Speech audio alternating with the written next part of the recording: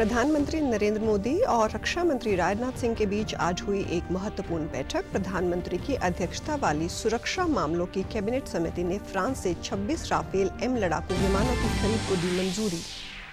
भारत ने पहलगाम आतंकी हमले से जुड़ी गलत सूचनाएं फैलाने के लिए डॉन न्यूज सहित 16 पाकिस्तानी यूट्यूब चैनलों पर लगाया प्रतिबंध।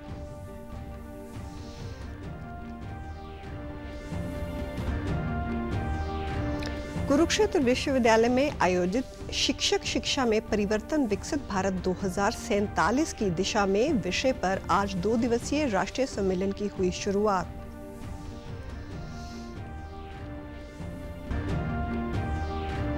और 16वें वित्त आयोग के अध्यक्ष डॉक्टर अरविंद पनगड़िया ने चंडीगढ़ में मुख्यमंत्री नायब सिंह सैनी के साथ बैठक कर राज्य के वित्त आवंटन से जुड़े विभिन्न मुद्दों पर की चर्चा।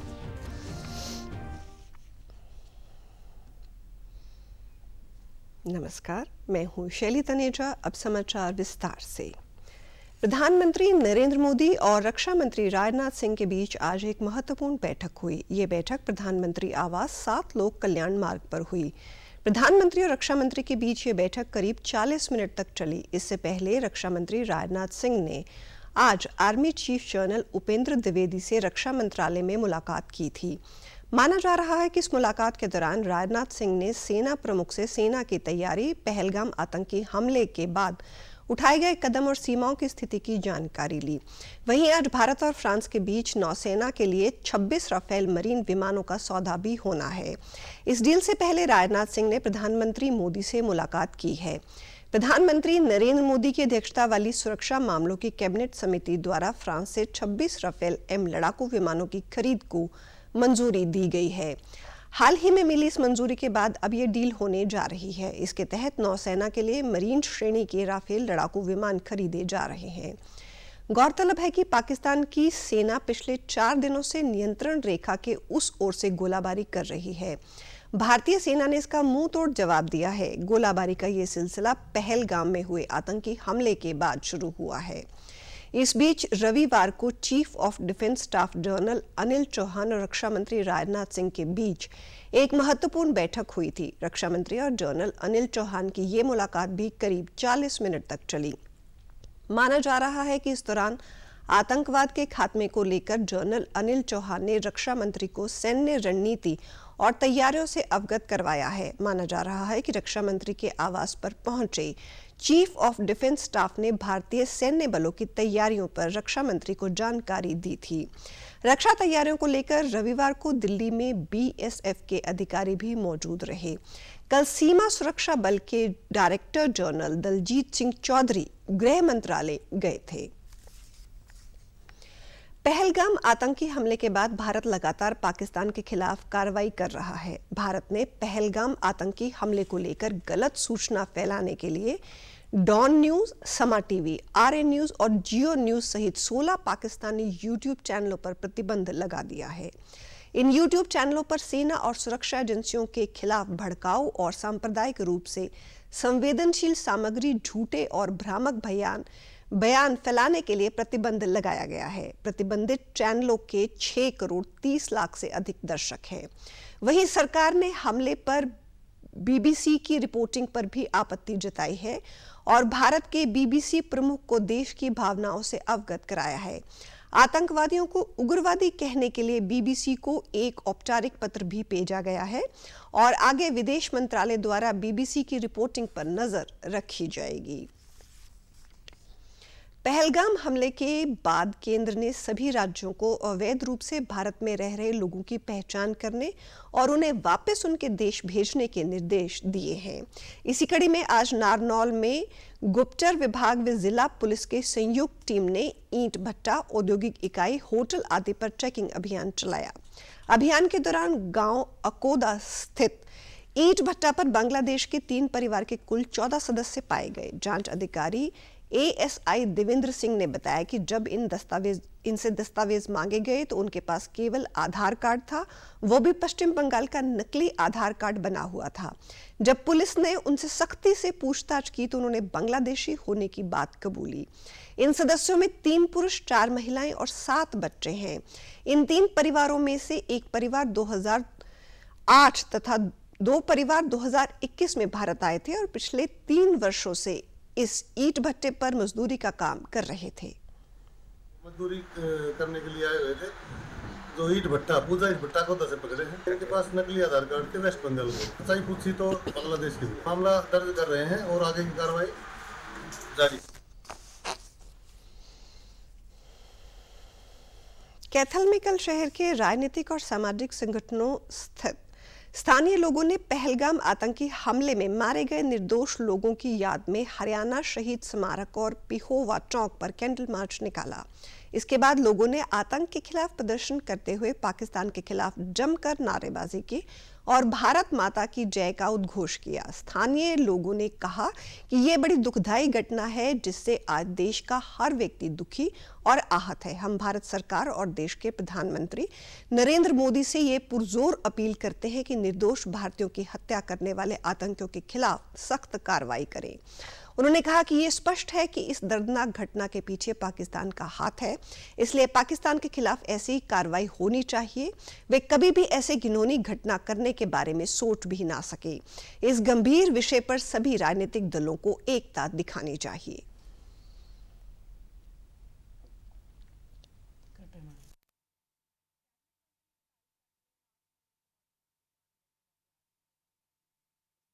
घटना तो बहुत बुरी घटना हुई है और मैं तो इसको ही कहूंगा कि सरकार को इसके ऊपर करके अपना बदला लेना चाहिए और बिल्कुल अच्छे तरीके से लेना चाहिए।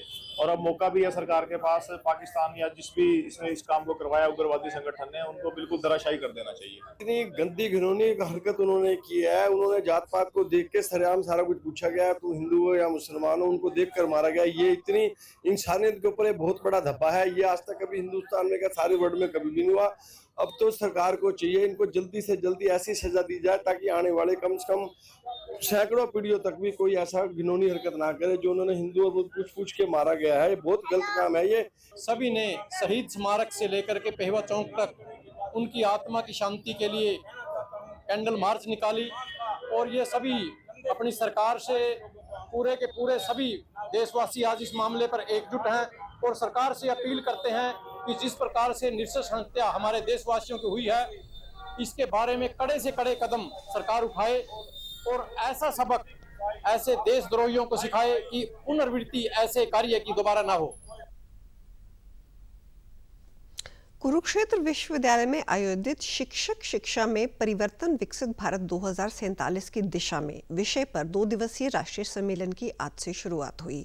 इस राष्ट्रीय सम्मेलन का आयोजन National Council for Teacher Education, Haryana State Higher Education Council तथा कुरुक्षेत्र विश्वविद्यालय के संयुक्त तत्वाधान से किया जा रहा है।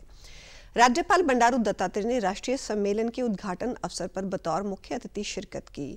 NCTE के चेयरमैन प्रोफेसर पंकज अरोड़ा और Haryana State Higher Education Council के चेयरमैन प्रोफेसर कैलाश चंद्र शर्मा भी इसमें विशेष रूप से शामिल हुए। अपने संबोधन के दौरान राज्यपाल ने कहा कि शिक्षा राष्ट्र की आत्मा है। हम 2047 तक विकसित भारत, समृद्ध भारत और वैश्विक नेतृत्व करने वाला भारत बनाना चाहते हैं तो शिक्षा की गुणवत्ता के साथ ही शिक्षक की भूमिका को भी महत्वपूर्ण बनाना होगा। देश में परिवर्तन लाने व नए युग का सूत्रपात करने में राष्ट्रीय शिक्षा नीति का अहम योगदान होगा। उन्होंने कहा कि शिक्षक केवल ज्ञान का संचारक नहीं होता, वे चरित्र निर्माण का शिल्पकार भी होता है। उन्होंने शिक्षकों से अपील करते हुए कहा कि शिक्षक एक डिजिटल ज्ञान बैंक बनकर विद्यार्थियों को तकनीकी नवाचारों से जोड़े और विकसित भारत 2047 के लक्ष्य को पूर्ण करने में अपना योगदान सुनिश्चित करें। तो शिक्षा की गुणवत्ता और शिक्षकों की भूमिका सर्वाधिक महत्वपूर्ण होगी। शिक्षक केवल ज्ञान का संचालक नहीं होता, वह चरित्र निर्माण का शिल्पकार भी होता है। शिक्षक के शब्द विद्यार्थी के भविष्य को आकार देते, उसके सोच की दिशा देते और उसमें नवाचार और सेवा की भावना का संचार करते हैं। NCTE के चेयरपर्सन प्रोफेसर पंकज अरोड़ा ने कहा कि इस सम्मेलन में शिक्षाविद और विद्वान जन मिलकर शिक्षा और देश की भावी पीढ़ी विद्यार्थियों को शिक्षित और संस्कारित करने वाले एक अच्छे शिक्षक का निर्माण करने पर चर्चा की जाएगी। आज एनसीटीई परिवर्तन के दौर से गुजर रहा है। उच्च गुणवत्ता वाले शिक्षक की निहायत जरूरत है। राष्ट्रीय शिक्षा नीति को पूरे भारत में पूर्णतः जल्द लागू किया जा रहा है। लागू करने के लिए कमिटेड है। एनसीटीई टीचर एजुकेशन के डोमेन में उस पॉलिसी को लागू करने के लिए कमिटेड है और उसी दिशा में अपनी बात कहने के लिए, आपके विचार सुनने के लिए हम इस नेशनल कॉन्क्लेव में नॉर्थ इंडिया के कुरुक्षेत्र यूनिवर्सिटी में आज उपस्थित हुए हैं। और एनसीटीई की ओर से हम हरियाणा के राज्यपाल श्री बंडारू दत्तात्रेय जी को मुख्य अतिथि के रूप में पाकर इस कॉन्क्लेव की शोभा बढ़ाने के लिए हार्दिक आभार व्यक्त करते हैं। वहीं कुरुक्षेत्र विश्वविद्यालय के कुलपति डॉक्टर सोमनाथ सचदेवा ने बताया कि इस राष्ट्रीय सम्मेलन में उत्तर भारत के 9 राज्यों के लगभग 100 शिक्षाविद हिस्सा ले रहे हैं। नई शिक्षा नीति में शिक्षा का स्वरूप कैसा हो, शिक्षकों को किस तरह प्रशिक्षण दिया जाए, इस विषय पर ये सभी शिक्षाविद इस 2 दिवसीय सम्मेलन में मंथन कर रहे हैं। उनके प्रतिनिधि जो कि हायर एजुकेशन से भी हैं, स्कूल एजुकेशन से भी हैं, आज इस कॉन्क्लेव के अंदर यहाँ पर प्रतिभागिता कर रहे हैं। लगभग इसमें 100 के करीब हमारे जो यूनिवर्सिटीज हैं और दूसरी एजुकेशन इंस्टीट्यूशंस हैं, उनमें जितने भी हमारे उसमें उच्च पदस्थ शिक्षाविद हैं, वाइस चांसलर हैं, प्रिंसिपल्स हैं, डायरेक्टर्स हैं, ये सब लोग इसमें प्रतिभागिता कर रहे हैं। आप सब लोग जानते हैं कि टीचर्स एजुकेशन में भी बहुत बड़ा बदलाव नेशनल एजुकेशन पॉलिसी 2020 के अंतर्गत किया जा रहा है। 16वें वित्त आयोग के अध्यक्ष डॉक्टर अरविंद पनगड़िया ने अन्य सदस्यों के साथ आज मुख्यमंत्री नायब सिंह सैनी के साथ बैठक कर राज्य के वित्त आवंटन से जुड़े विभिन्न मुद्दों पर चर्चा की। इस दौरान प्रदेश के आर्थिक ढांचे से संबंधित वित्तीय मुद्दों का समाधान और संसाधनों के आवंटन को बढ़ाने पर जोर दिया गया। चालू वित्त वर्ष के लिए हरियाणा का सकल राज्य घरेलू उत्पाद जीडीपी 6,77,033 करोड़ रुपए अनुमानित है। देश में हरियाणा 3,53,182 रुपए प्रति व्यक्ति आय के साथ दूसरे स्थान पर है। आयोग को बताया गया कि सेंट्रल डेवल्यूशन के बावजूद राज्य का राजकोषीय घाटा और देनदारियां निर्धारित लक्ष्यों के भीतर रही हैं। वर्ष 2024-25 में भारत के कुल जीएसटी संग्रहण में योगदान के मामले में हरियाणा 5वें स्थान पर है। 2047 के विजन के तहत प्रदेश को $1 ट्रिलियन की अर्थव्यवस्था तक पहुंचाना और 50 लाख रोजगार सृजित करने का लक्ष्य है। इस दौरान प्रदेश सरकार की ओर से सुझाव दिया गया कि आयोग को केंद्रीय निधि आवंटन पर विचार करते समय राज्य की चिरायु पहल को ध्यान में रखते हुए व्यापक पैमाने पर स्टेट स्पेसिफिक ग्रांट मिलनी चाहिए। आयोग को आश्वासन दिया गया कि राज्य सरकार जल्द ही केंद्र प्रायोजित योजनाओं के तहत हरियाणा के लिए धन के विभाजन के लिए एक विस्तृत ज्ञापन प्रस्तुत करेगी। प्रदेश के नागरिक उड्डयन मंत्री विपुल गोयल ने कल जयपुर में राजस्थान के नागरिक उड्डयन मंत्री गौतम कुमार से मुलाकात की। इस दौरान उन्होंने गुरुग्राम से सालासर और खाटू श्याम धाम के लिए प्रस्तावित हेलीकॉप्टर टैक्सी सेवा को लेकर विस्तार से चर्चा की। दोनों राज्यों के बीच इस परियोजना को लेकर आपसी सहयोग पर भी सहमति बनी, जिससे श्रद्धालुओं को तीर्थ यात्रा में सुगमता मिलेगी और क्षेत्रीय पर्यटन को भी बढ़ावा मिलेगा। बैठक में इस बात पर बल दिया गया कि हेलीकॉप्टर सेवाओं के संचालन के लिए जरूरी बुनियादी ढांचे जैसे हेलीपैड, यात्रियों के लिए वेटिंग एरिया और सुरक्षा मानकों को प्राथमिकता से विकसित किया जाएगा। दोनों राज्यों के बीच आवश्यक प्रशासनिक समन्वय सुनिश्चित करने की भी बात तय हुई है। बैठक के उपरांत विपुल गोयल ने कहा कि प्रदेश सरकार का लक्ष्य है कि प्रधानमंत्री नरेंद्र मोदी और मुख्यमंत्री नायब सिंह सैनी के नेतृत्व में प्रदेशवासियों को तीर्थ स्थलों की यात्रा के लिए तेज, सुरक्षित और आरामदायक विकल्प प्रदान किया जाए। इस पहल से न केवल धार्मिक पर्यटन को बढ़ावा मिलेगा, बल्कि स्थानीय अर्थव्यवस्था, रोजगार और सेवा क्षेत्र में भी विकास होगा। उल्लेखनीय है कि जनवरी माह में विपुल गोयल ने हरियाणा के नागरिक उड्डयन विभाग के अधिकारियों के साथ एक महत्वपूर्ण बैठक कर इस रूट के संभावित संचालन को लेकर प्रेजेंटेशन देखी थी। बैठक के दौरान गुरुग्राम से खाटू श्याम और सालासर धाम तक हेलीकॉप्टर सेवा शुरू करने के तकनीकी, वित्तीय और व्यावसायिक पहलुओं पर गहन विचार विमर्श हुआ था। साथ ही उन्होंने गुरुग्राम चंडीगढ़ और हिसार चंडीगढ़ के बीच भी हेलीकॉप्टर सेवा की संभावनाओं पर स्टडी रिपोर्ट तैयार करने के निर्देश दिए थे। पंजाब में सरकार के खिलाफ किसानों ने मोर्चा खोल दिया है। दरअसल 4 मई को केंद्र सरकार और किसान नेताओं के बीच बैठक प्रस्तावित है। किसान संगठनों ने 4 मई को होने वाली बैठक में पंजाब सरकार को दूर रखने की मांग की है। किसान नेता जगजीत सिंह डल्लेवाल अभी तक पंजाब सरकार की कार्रवाई को भूले नहीं हैं। अपने ताज़ा बयान में उन्होंने कहा कि पिछली बैठक 19 मार्च को चंडीगढ़ में सौहार्दपूर्ण माहौल में हुई थी, लेकिन बैठक खत्म होने के बाद पंजाब सरकार ने किसान नेताओं को धोखे से गिरफ्तार करके जेल भेज दिया। एग्रीकल्चर मिनिस्ट्री की तरफ से जो हमें लेटर आया उसमें हमें इन्विटेशन दी गई है कि 4 मई की आपकी बैठक होगी और उसमें समय और स्थान तय किया गया है। और एक बात उसमें ये भी कही गई है कि केंद्र सरकार और पंजाब सरकार के नुमाइंदे उस बैठक में शामिल रहेंगे। पंजाब सरकार की तरफ से 19 तारीख को किसानों को मीटिंग में बुलाकर और बाहर निकलते ही गिरफ्तार किया गया और इसके वजह से पूरे देश के किसानों को नाराजगी है। किसानों का स्वाभिमान को ठेस पहुंचाने का काम किया पंजाब सरकार। मुख्यमंत्री के निर्देश पर जिला महेंद्रगढ़ में प्रत्येक सोमवार तथा वीरवार को सुबह 10 से दोपहर 12 बजे तक समाधान शिविर लगाए जा रहे हैं। समाधान शिविरों के जरिए आम लोगों की शिकायतों का तेजी से समाधान किया जा रहा है। उपायुक्त डॉक्टर विवेक भारती ने आज समाधान शिविर में नागरिकों की समस्याएं सुनी और संबंधित विभागों को जल्द कार्रवाई के निर्देश दिए। आज 90 नागरिकों ने अपनी समस्याएं रखी। इस दौरान पुलिस अधीक्षक पूजा विशिष्ट भी मौजूद रही। उन्होंने नागरिकों को आश्वस्त किया कि उनकी समस्याओं का समाधान जल्द से जल्द किया जाएगा। उन्होंने कहा कि समाधान शिविरों का उद्देश्य नागरिकों की समस्याओं का समाधान करना है और इसमें किसी भी प्रकार की देरी नहीं होनी चाहिए। नागरिकों को अब अपनी समस्याओं के समाधान के लिए लंबी अवधि तक इंतजार नहीं करना पड़ता है और वे अपनी समस्याओं का समाधान जल्द से जल्द करवा सकते हैं। वो स्वयं समाधान शिविरों की निगरानी कर रही हैं और सुनिश्चित कर रही हैं कि नागरिकों की समस्याओं का शीघ्र हल हो। उपायुक्त ने नागरिकों से अपील की है कि वे समाधान शिविरों का लाभ उठाएं और अपनी समस्याओं का समाधान करवाएं।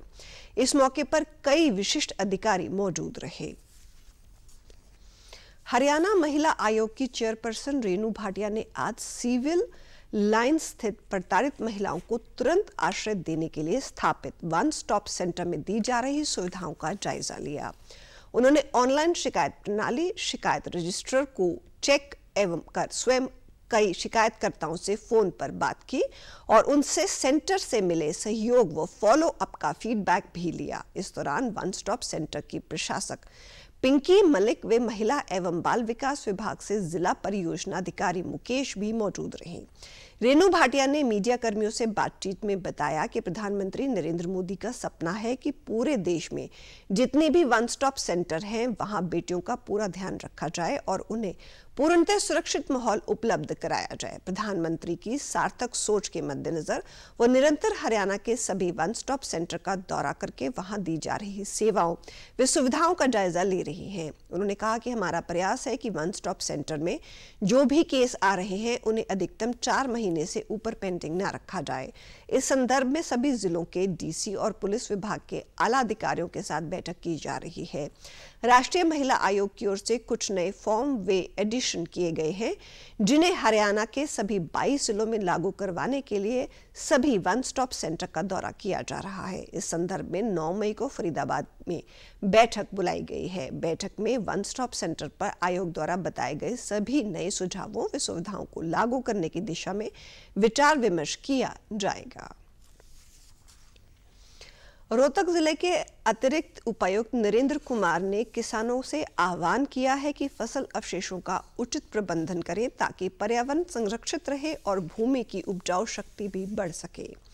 उन्होंने बताया कि अब तक जिले की मंडियों में 2,36,493 मीट्रिक टन से अधिक गेहूं और 25,941.71 मीट्रिक टन सरसों की खरीद की गई है। सरकार द्वारा सरसों के लिए 5,950 रुपए प्रति क्विंटल और गेहूं के लिए 2,425 रुपए प्रति क्विंटल न्यूनतम समर्थन मूल्य घोषित किया गया है।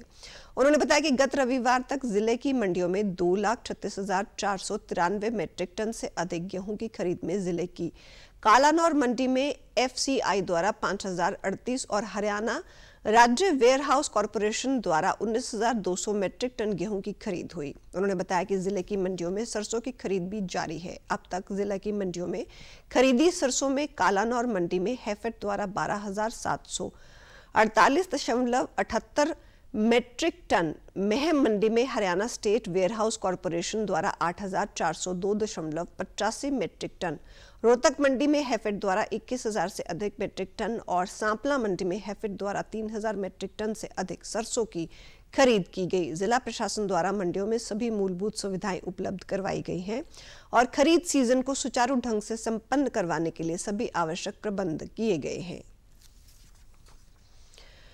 Marshal of the air force Arjun Singh memorial hockey tournament का छठा संस्करण 29 अप्रैल यानी कल से 6 मई तक होगा।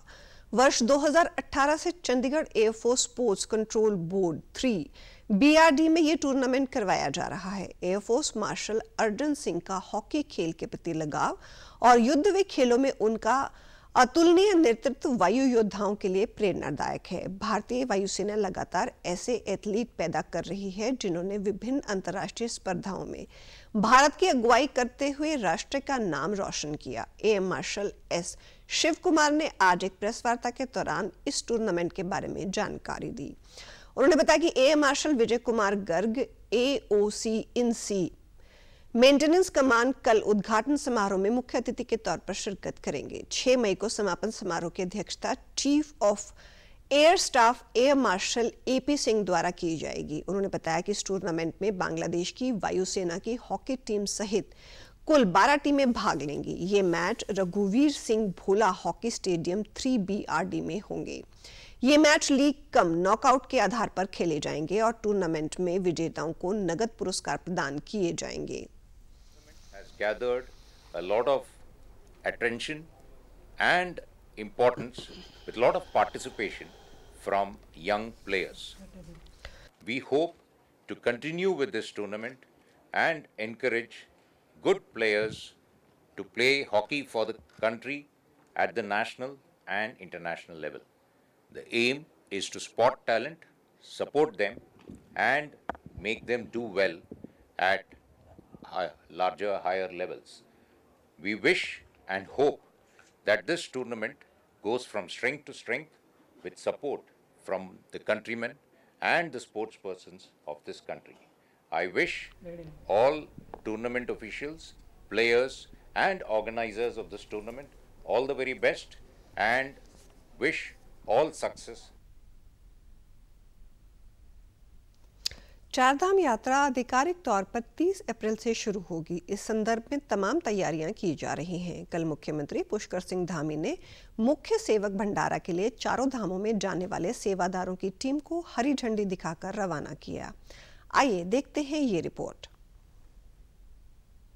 उत्तराखंड में होने वाली पवित्र चारधाम यात्रा 2025 की शुरुआत 30 अप्रैल को गंगोत्री और यमुनोत्री धाम के कपाट खुलने के साथ ही हो जाएगी। इसके बाद 2 मई को केदारनाथ धाम और 4 मई को बद्रीनाथ धाम के कपाट खोले जाएंगे। उत्तर की चारधाम यात्रा में 4 प्रमुख तीर्थ स्थल आते हैं, गंगोत्री, यमुनोत्री, केदारनाथ और बद्रीनाथ। मान्यता है कि इन चारों धामों की यात्रा करने से श्रद्धालुओं को मोक्ष की प्राप्ति होती है। यही वजह है कि न सिर्फ भारत से बल्कि विदेशों से भी लोग चारधाम यात्रा के लिए आते हैं। हर साल लाखों श्रद्धालु इस यात्रा का हिस्सा होते हैं। चारधाम यात्रा की शुरुआत पारंपरिक रूप से हरिद्वार से होती है। सबसे पहले श्रद्धालु यमुनोत्री धाम जाते हैं, फिर गंगोत्री, उसके बाद केदारनाथ और अंत में बद्रीनाथ। चारधाम यात्रा हरिद्वार, ऋषिकेश या देहरादून से शुरू की जा सकती है। हर साल शासन चारधाम यात्रा की पूरी तैयारियां करता है ताकि यात्रा के दौरान श्रद्धालुओं को किसी भी तरह की परेशानी न हो। इस साल भी यात्रियों की सुविधा और सुरक्षा के पर्याप्त प्रबंध किए जा रहे हैं। आगामी 30 अप्रैल से चारधाम यात्रा का विधिवत प्रारंभ हो जाएगा और उसके परिप्रेक्ष्य में पुलिस की जो तैयारियां हैं उसकी समीक्षा हम लोग लगातार कर रहे हैं और अब फाइनल स्टेज पे हम लोग ऑलमोस्ट सभी तैयारियां कर चुके हैं। हमारे सुरक्षा के जो प्रबंधन है वो किया गया है, साथ में सीसीटीवी फुटेज का भी हम लोग के द्वारा प्रॉपर कवरेज लिया गया है। इसके साथ ही जो ट्रैफिक मैनेजमेंट के लिए हम लोग ड्रोन्स का भी उपयोग करने जा रहे हैं, और अगर ट्रैफिक का दबाव किसी क्षेत्र में ज़्यादा होगा उसके लिए हम लोगों के द्वारा विशेष प्रबंधन किए जा रहे हैं ताकि हमें उसका प्रॉपर फीड लगातार मिलता रहे। मुख्यमंत्री पुष्कर सिंह धामी ने रविवार को मुख्यमंत्री कैंप कार्यालय से मुख्य सेवक भंडारा के लिए चारों धामों में जाने वाले सेवादारों की टीम को हरी झंडी दिखाकर रवाना किया। मुख्य सेवक भंडारा के तहत चार धाम यात्रा में श्रद्धालुओं के लिए विभिन्न स्थानों पर भोजन व्यवस्था की जाएगी। इस मौके पर मुख्यमंत्री ने कहा कि चार धाम यात्रा शुरू होने वाली है और यात्रा के लिए पूरे राज्य में उत्साह का माहौल है। चार धाम यात्रा की तैयारियां पूरी तरह से हो चुकी हैं और लोग उत्साहित हैं। हर साल जो अलग अलग तरीके से सेवा के कार्य करते हैं, चाहे वो भंडारे के रूप में हो, चिकित्सा दल के रूप में हो, अन्य सहायता शिविर हों, यात्रा में सहयोग करने के लिए अनेक स्थानों पर लोग अपने अपने अलग अलग तरीके से काम करते हैं। सभी लोग बहुत उत्साहित हैं और ये एक तरह से बहुत बड़ा मैं कहूँ कि पर्व भी कहिए इसको, और एक तरह से राज्य के लिए एक बहुत लोगों को इसका इंतजार रहता है। चारधाम यात्रा के लिए श्रद्धालु उत्तराखंड पहुंचने लगे हैं। देवभूमि उत्तराखंड देश और विश्व भर से आने वाले श्रद्धालुओं के लिए पूरी तरह से तैयार है। विश्व ऑडियो वीडियो विजुअल और मनोरंजन शिखर सम्मेलन वेव्स 2025 का पहला संस्करण मुंबई में आयोजित किया जा रहा है। भारत सरकार का सूचना एवं प्रसारण मंत्रालय वेव्स 2025 को आयोजित कर रहा है। यह सम्मेलन भारत के साथ दुनिया में मीडिया और मनोरंजन के क्षेत्र में क्रांतिकारी परिवर्तन लाएगा। सूचना एवं प्रसारण मामलों के राज्य मंत्री डॉक्टर एल मुरुगन ने वेव्स को लेकर समाचार पत्र में एक लेख लिखा, जिसमें उन्होंने वेव्स 2025 के प्रभाव और इसके द्वारा मनोरंजन व मीडिया के क्षेत्र में आने वाले क्रांतिकारी बदलाव के बारे में चर्चा की है। उन्होंने अपने लेख में लिखा कि वेव्स भारत को वैश्विक मीडिया के पावर हाउस के रूप में स्थापित करेगा। वेव्स एक परिवर्तनकारी आंदोलन है जो मीडिया और मनोरंजन परिदृश्य को फिर से परिभाषित करेगा। भारत का मीडिया और मनोरंजन उद्योग 2.7 ट्रिलियन रुपए के करीब है। वेव्स 2025 भारत के साथ साथ दुनिया भर के इनोवेटर, नीति निर्माताओं, कलाकारों और उद्योग जगत के नेताओं को एक साथ लाएगा। उन्होंने कहा कि शिखर सम्मेलन सहयोग के एक ऐसा माहौल को बढ़ावा देता है जो दुनिया भर में मीडिया और मनोरंजन उद्योग के विकास के तरीके को नया रूप देगा। इस सम्मेलन में वेव एक्स 2025 और वेव्स बाजार जैसे पहल शामिल है। Waves x 2025 gaming, animation, extended reality, XR, generative AI और नेक्स्ट इन कंटेंट प्लेटफॉर्म जैसी उभरती हुई तकनीकों में काम करने वाले स्टार्टअप्स को सशक्त बनाता है। केंद्रीय मंत्री ने कहा कि शिखर सम्मेलन में वैश्विक मीडिया संवाद होगा, जिसमें वैश्विक नेताओं, नीति निर्माताओं, कलाकारों और उद्योग के पेशेवरों का एक अभूतपूर्व जमावड़ा होगा। ये संवाद अंतर्राष्ट्रीय सहयोग, नैतिक प्रथाओं और नवाचार के लिए कार्रवाई विकास रणनीतियों के बारे में है। वेव्स 2025 परंपरा और प्रौद्योगिकी के संगम के माध्यम से वैश्विक रचनात्मक पारिस्थितिकी तंत्र को फिर से परिभाषित करने के भारत के विजन का एक प्रमाण है। वेव्स 2025 शिखर सम्मेलन के अंतर्गत एनिमेशन फिल्म मेकर्स टैलेंट का आयोजन किया जा रहा है। इसका उद्देश्य एनिमेशन और विजुअल स्टोरी टेलिंग के क्षेत्र में उभरती भारतीय प्रतिभाओं को बढ़ावा देना है। इस प्रतियोगिता में पूरे भारत से 42 पैनलिस्ट चुने गए हैं, जिसमें से प्रत्येक को उनकी कहानियां विजुअल पेश करने के तरीके और संभावित वैश्विक प्रभाव के आधार पर चुना गया है। इन प्रतियोगिताओं में छात्र, फ्रीलांसर और कलाकार भी शामिल हैं। एनिमेशन फिल्म मेकर्स चैलेंज देश के एनिमेटरों को बढ़ावा देने के लिए एक मंच के रूप में कार्य करता है, जिससे उन्हें वैश्विक स्तर पर सफल होने के लिए आवश्यक उपकरण और एक्सपोजर मिलने में सहायता मिली।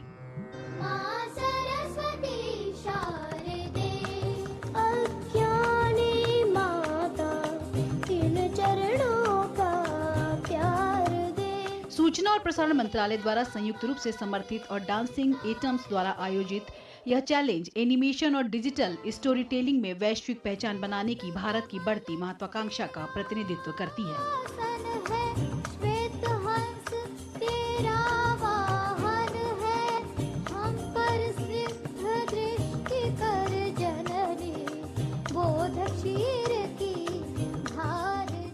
चैलेंज यही है कि थोड़ा सा स्ट्रक्चर सिखाया जाए एजुकेशन में ही, बचपन से ही अगर हम बच्चों को सिखा देते हैं कि एक कहानी का स्ट्रक्चर कैसे लिखना है।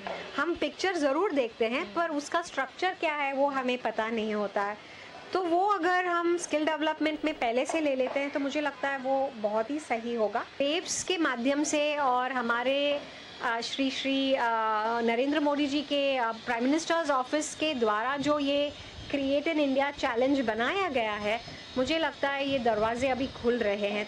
शंघाई में ड्रीम वर्क्स एनिमेशन में क्रिएट। समाचारों में आज इतना ही। नमस्कार।